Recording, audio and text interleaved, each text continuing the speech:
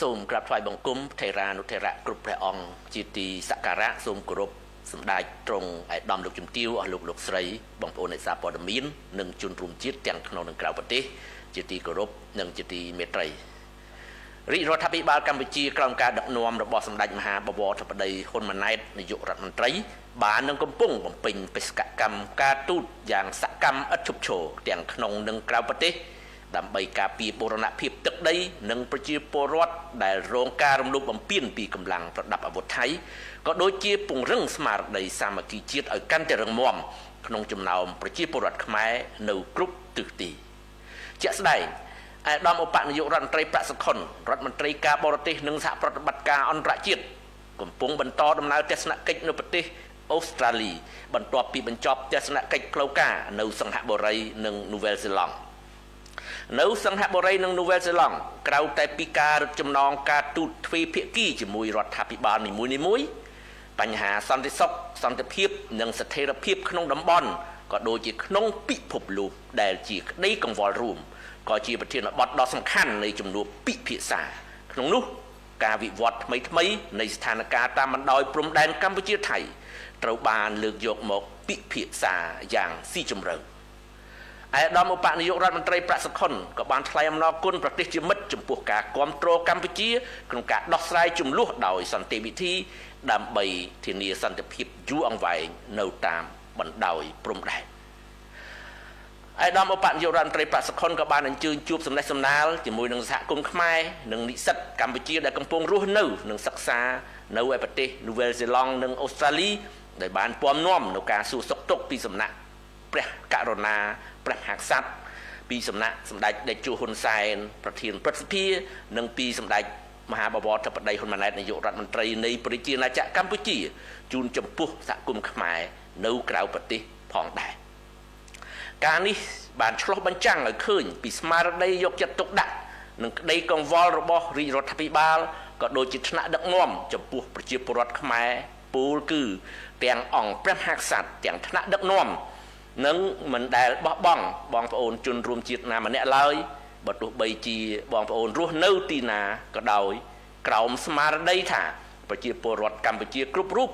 គឺជាផ្នែកមួយនៃមហាគ្រួសារខ្មែរឯកឧត្តមឧបនាយករដ្ឋមន្ត្រីប្រាក់សុខុនក៏បានជម្រាបជូនពួកគេអំពីអត្ថប្រយោជន៍ខ្ពស់បំផុតរបស់រាជរដ្ឋាភិបាលក្នុងការការពារបូរណភាពទឹកដីតាមគ្រប់មធ្យោបាយទាំងអស់រួមមានមធ្យោបាយការទូតនយោបាយសាធារណមតិនិងផ្លូវច្បាប់ដែលជាមធ្យោបាយសន្តិវិធីស្របតាមអនុសញ្ញាសន្ធិសញ្ញានិងច្បាប់អន្តរជាតិព្រមទាំងកិច្ចព្រមព្រៀងដែលមានស្រាប់ដោយមិនភ្លេចការត្រៀមខ្លួនផ្នែកយោធាដើម្បីប្រសិទ្ធការពារខ្លួនប្រមុខការទូតកម្ពុជាក៏បានថ្លែងអំណរគុណចំពោះប្រជាពលរដ្ឋខ្មែរនៅក្រៅប្រទេសដែលបានលើកទឹកចិត្តនិងគាំទ្រយ៉ាងមុតមាំចំពោះវីរៈកងទ័ពជួរមុខដ៏អង្អាចក្លាហាននៃយើង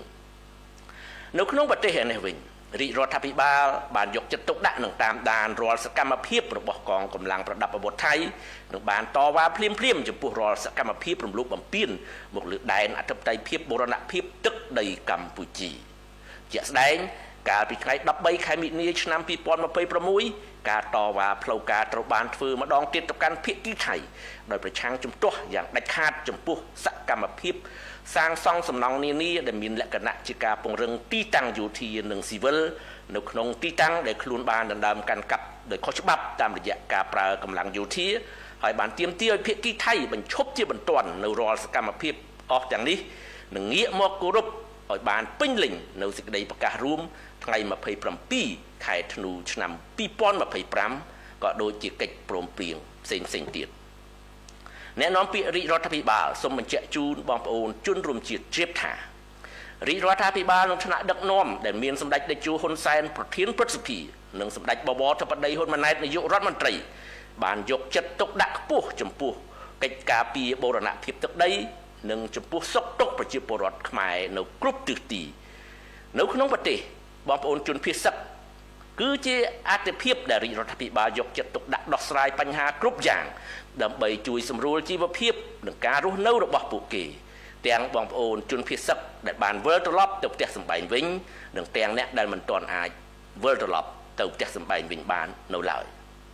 នៅក្រៅប្រទេស ប្រជាពលរដ្ឋនិងនិស្សិតខ្មែរនៅក្នុងបណ្ដាប្រទេសមជ្ឈិមបូព៌ាក៏ទទួលបានការយកចិត្តទុកដាក់យ៉ាងខ្លាំង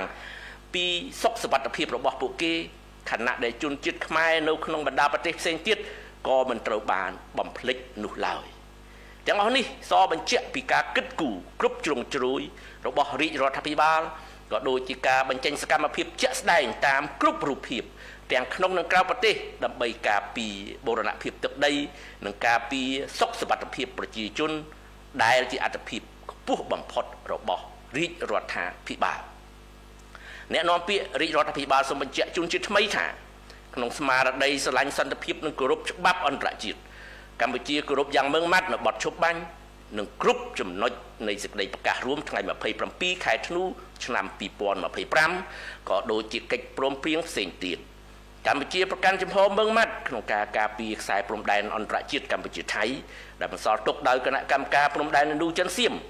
ដោយគោរពគោលការណ៍ច្បាប់អន្តរជាតិគោលការណ៍ខ្សែព្រំដែនមិនកែប្រែគោរពអនុសញ្ញាសន្ធិសញ្ញាបារាំងសៀមផែនទីនិងកំណត់ហេតុបោះបង្គោលព្រំដែនរបស់គណៈកម្មការបោះបង្គោលព្រំដែនឥណ្ឌូចិនសៀមព្រមទាំងកិច្ចព្រមព្រៀងនិងឯកសារពាក់ព័ន្ធនានាដែលបានឯកភាពគ្នាកម្ពុជាមិនទទួលស្គាល់ជាដាច់ខាតនៅរាល់ការកែប្រែខ្សែព្រំដែនណាមួយដែលកើតឡើងពីការប្រើប្រាស់កម្លាំងអាស្រ័យហេតុនេះសូមបងប្អូនជនរួមជាតិជ្រាបជាព័ត៌មានសូមអរគុណនិងសូមគោរពលាតែប៉ុណ្ណេះបាទ